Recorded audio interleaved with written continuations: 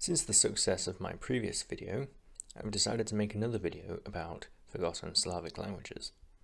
Now, the Slavic language family is a very large language family, concentrated mainly in Eastern Europe and the Balkans, which is also arguably Eastern Europe, and it spreads across Russia all the way into the Far East. And the languages itself are a lot more similar than, say, the Romance languages are to each other, or the Germanic languages are to each other. That being said, there's still variation, with lots of languages and dialects within the family, and many of these are ignored, they're forgotten, they're dying, or they are extinct. So we're going to talk about more of those today. So let's get on.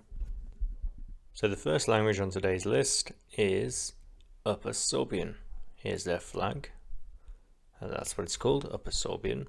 And the picture in the background is taken right in the heart of the region where it's spoken, which is here in Germany, specifically the eastern part, and it's an area historically called Lusatia or Lusatia, depending on your pronunciation.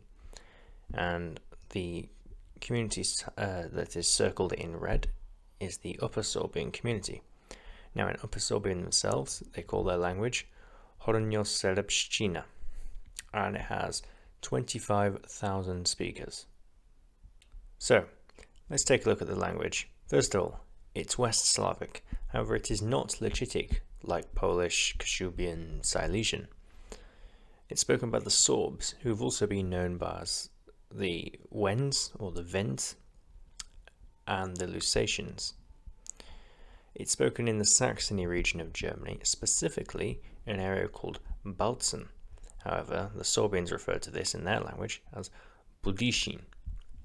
And there's a town which is in the picture in the background called Krostovitz, or as they call it, Hryshchici. I believe that's the pronunciation. Their phoneme inventory is typical of Slavic languages again, or should I say West Slavic languages, as it does not contain a distinction between E and U, rather just having one long E. And here is their consonants, and it's interesting because they have 3 consonants which are completely unique to Slavic languages. Completely unique from any other Slavic language. It should also be noted that they have the German R, and that's because they picked it up from living around German communities. They lost the Slavic R and got a voiced uvula trill instead. Now, Sorbian itself is spoken in this region, but there's also a diaspora community, and one of these diaspora communities went to Texas, and there is a town called Serbin, and it has here, as you can see, the Texas Wendish Heritage Museum.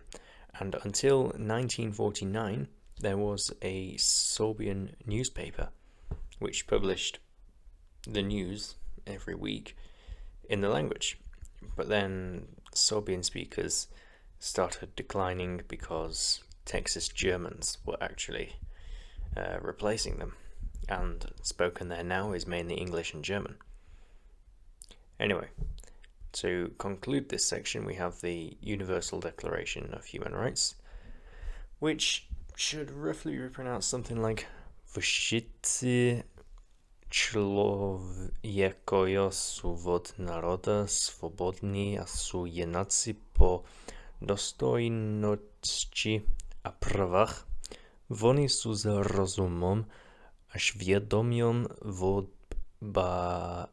obdareni, a mają między sobą w duchu bratrostwa wobchodzić.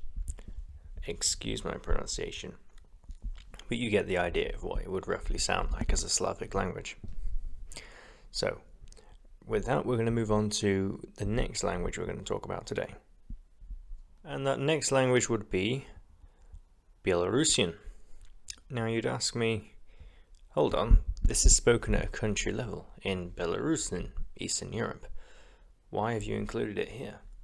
Well, 2 reasons. First of all, Belarus is, to put it politely, an irrelevant country. If you talk about Slavic countries, people are going to go, oh yeah, Poland, Ukraine, Russia, Croatia, Czechia. I think very rarely would someone ever name Belarus first.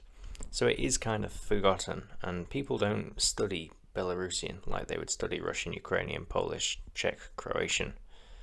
I have never known anyone personally, and I don't hear about it very often anyway, of people specifically studying Belarusian.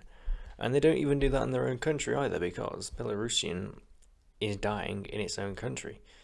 The majority of people in Belarus speak Russian in the day-to-day lives and at home. So let's take a look at this language and ask ourselves why that's happening. Well, the language itself is called Belaruskaya mova, and it's spoken by roughly 6.3 million people. 5.1 of those are native first language speakers. Further 1.2 million are second language speakers. The population of Belarus itself is around 9.5 million. So let's ask ourselves what's going on here. Belarus is in a very political situation. Now the flag here is the flag that people who want democracy, pro-freedom believers basically, use, and it was once the flag of Belarus. However, you will see a different flag if you look up the country of Belarus online. This is seen as a symbol of freedom, so I'm using this one. It's what I've been told by most Belarusians to use. And the reason is because since the Soviet Union, during the Soviet Union rather I should say, and since then, Belarus has gone under heavy Russification, by which that means Russian culture and language has effectively tried to colonize Belarus, even though they're very similar countries, in the same way they attempted to do the same in Ukraine. But unlike Ukraine, there has not been a counter movement to Belarusify their culture, their country and their culture, and it's led to a decline in the Belarusian language actually being used in Belarus. So we know it's an East Slavic language, and other East Slavic languages include Ukrainian, Russian, and Rusin, and it's very similar to all of these languages. It may also be known as Belarusian, Belarusian, Belarusian, White Russian, and White Russian comes from the term Belaya Rus, which is where Belarus comes from. It means White Rus. Now, there was a survey in 2009 in Belarus, and that survey concluded that 52.5% of the Belarusian population can read and speak Belarusian. 29.4% can read, write, and speak, yet only 11.9% speak Belarusian at home. 1.2 million speakers are second language speakers, we've already discussed that, and many of those second language speakers would usually converse in either Russian or a mixture sort of street language called Trasianka. Trasianka, you might want to call it a Creole, a pidgin, but really it's more of just a sociolect. It's basically a mixture between Belarusian and Russian, but it's more Russian than it is Belarusian, and whether they're just speaking Russian with a few Belarusian words, it's hard to really say. So imagine if a country such as the United Kingdom only had 11.9% of their population speaking English at home. It would seem ridiculous, but nobody questions this with Belarus. It's really sad because it's an interesting language. We'll have a look at the inventory of their phonemes right here, and it looks just like an East Slavic phoneme inventory, but there's some unique things about it. So here we have the Belarusian alphabet. For the most part, it is identical to the Russian Cyrillic alphabet. However, they have this phoneme here, which is a R sound, and they use the regular letter that usually represents a G for that, whereas they have the Ukrainian G to make a hard G. It's not accepted in all standard orthographies, but it is used in quite a few of them. They also have the approximate W, and they have their own letter for this. It's an U with a breathe above it. So that's some ways you can spot Belarusian. Belarusian also has a number of dialects. Again, even though it's not actually widely spoken in the country anymore, there are dialectal variations, and these are roughly where the dialects sit. So once again, I'm going to read the Universal Declaration of Human Rights. There's a romanization below, but bear in mind that it's never written with Latin letters in Belarus itself, maybe only by some members of the Belarusian diaspora. So we have Usie ludzi narodzajutsa swobodnymi I równymi u swojej hodności I prawach. Jani nadzieleni rozumem I sumieniem I powinni stawić один do одного u duchu bractwa. So it does sound very Russian, very Ukrainian. It is East Slavic after all. But that is the beautiful Belarusian language. And if you want to learn more about Belarusian, I suggest you check out the video by my friend Sheed. He made a video on Belarusian a while ago. It's really comprehensive and you can learn a lot more about it. There'll be a link in the description below. So let's move on. There are a lot of languages we could talk about, however there's not a whole load of information about them for me to make them entire sections of their own, so I'm going to give them honourable mentions with some information attached. So first of all we have Ruthenian, also known as Russkaya. It was a group of closely related East Slavic varieties. It eventually ended up diverging into modern Ukrainian and Belarusian, and these were once called Little Ruthenian and White Ruthenian. We've already discussed that Belarusian is sometimes called White Russian. Sometimes it was called White Ruthenian. They were interchangeable. Same with Ukrainian, which was called Little Russian or Little Ruthenian. And that's basically how the Ruthenian language ended. It just split. And then we also have Masurian. In northeast Poland and Königsberg, there is this arguably dialect of Polish, but there are a lot of linguists saying that it's a language of its own. It has between 5,000 to 15,000 speakers, and yeah, it's in a similar spot to Silesian really. The government deny that it's a language, but the people who speak it do say it's a language. However, it doesn't have anywhere near the amount of speakers that Silesian does, so it doesn't really have the attention that Silesian does.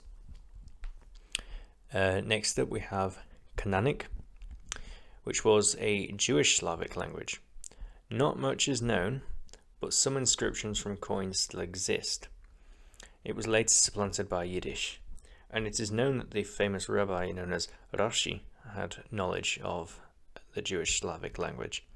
He may not have been able to speak it outright, but he definitely had some knowledge of it. Sadly, not much is known about it at all, and yeah, pretty much all we have are some inscriptions on coins. But we do have Pannonian Rusin. This one is still surviving today. It's closely related to Carpathian Rusin, which we discussed in our last video, and it's spoken in Croatia, Serbia and Bosnia. Depending whether which country it's spoken in, it either uses the Latin or the Cyrillic script. Latin in Croatia and then Cyrillic in Serbia. It has fewer speakers than Carpathian Rusin, but it's been well protected in the modern day, so it's not really of any danger of dying out yet. Next we have Palabian. Palabian was a West Slavic Lachitic language in northeast Germany, close to Pomeranian. Here's a fact: the name Berlin probably comes from the Palabian language, and then there are currently attempts to revive it. I don't know how they're going, but I have read briefly that there are people who want to revive the Palabian language, which is cool, I guess. And another extinct Slavic language we have Pomeranian, which was just mentioned above. It's the predecessor to Kashubian. There is lots of literature from Pomeranian. However, it met its demise in the exact same way that Ruthenian did. It split into two separate languages, which developed on their own to the point that they were different enough to not be classed as a language anymore. These two languages were Slovenian and Kashubian. Slovenian went extinct, Pomeranian went extinct, Kashubian still exists. That was in our last video. So here are some good honourable mentions. There's either not enough information or there's no point in giving them entire large sections on their own, but there's just a bit of information so you're familiar that they exist/existed. However, we do have one language that still exists that we're going to talk about right now. The final language of the day is Lower Sorbian. So here's a picture of some Lower Sorbian people. They look very traditionally Slavic. And here we have a map of Germany once again with the two Sorbian communities, and it's the one highlighted in red. If you're wondering why it's the other way around and why the south one's the upper one and the north one's the lower one, it's because it's to do with the altitude. Upper Sorbian is spoken in an area that's high up, not particularly in mountains, but still in a higher area, whereas Lower Sorbian starts becoming lowlands. Lower Sorbian itself is referred to in the language as Dolnoserbština, which was, remember, Upper Serbian was Hornjo Serbština. This is Dolnoserbština. It has 6,900 speakers, nice, which makes it less than Upper Sorbian. However, efforts to help keep it alive are going well, which we'll discuss in a minute. So, to begin with Lower Sorbian, it is once again a West Slavic language. It's obviously very closely related to Upper Sorbian. It's spoken in the Brandenburg region of Germany. Specifically, the main hotspot for the language is the city of Cottbus. However, in Lower Sorbian itself, this is called Chișinău, and yet there's the IPA transcription for it. So it's meant to be something like Chișinău. Orthography, I know, but that's how it's said. And compared to Upper Sorbian, Lower Sorbian is classed as heavily endangered. Despite this, recent efforts have made great concessions to try and keep it alive. So, for example, here in Chișinău, they have lots of bilingual signs. There is also a gymnasium, as in a intermediary college, not a gym where you work out. And all the classes are done in Lower Sorbian, and it's compulsory to learn it there. And it was set up in 2005, and it's been going since. So that's part of the reason it's starting to be revitalized. So to discuss more about Lower Sorbian, we have the phoneme inventory once again. Now, this is an interesting phoneme inventory because, similar to some East Slavic languages such as Russian and Ukrainian, there's a distinction between ch and h. They also have the approximants of w, which Upper Sorbian does not have, and Upper Sorbian also does not have this, a distinction between ch, sh, zh with cha, sha, zha. It's a very small distinction, but it's to do with where it's made in the mouth. And finally, they have retained the Slavic r rather than what Upper Sorbian did, which was absorb the German ra. So they have the Slavic r sound, which is an alveolar trill. So there are some differences between Upper and Lower Sorbian, and these are some of them. I'll let you read them. This is mainly, these are differences in the script and how it's written. And talking of the script, this is the Lower Sorbian alphabet, and it will not include the letters that I've listed as Upper Sorbian only there, because this is specifically Lower Sorbian. So to finish off this section, we have the Universal Declaration of Human Rights once again. So for a third time, excuse my pronunciation. Všichni ludzie jsou lichotné, rožené a jednaké po dostojnosti a převah. Oni mají rozum a jedobnost a mají ze sobou v duchu bratřojstva v obchadách. If you remember what it was like earlier for the Upper Sorbian variety, you can spot there are differences there, but for the most part, it's completely intelligible with Upper Sorbian. The word order and many of the words were either the same or incredibly similar. And I've been told that Lower Sorbian and Upper Sorbian speakers have no problem understanding each other, to the point that they might even just be considered dialects of each other. However, linguistics does class them as separate languages. So that's Sorbian. Thank you for watching. I hope you enjoyed this as much as you enjoyed the first Slavic languages video. I have no clue whether it's going to be anywhere near as popular as the first video. It really took me by surprise. I'm actually recording this the day after I recorded the original video.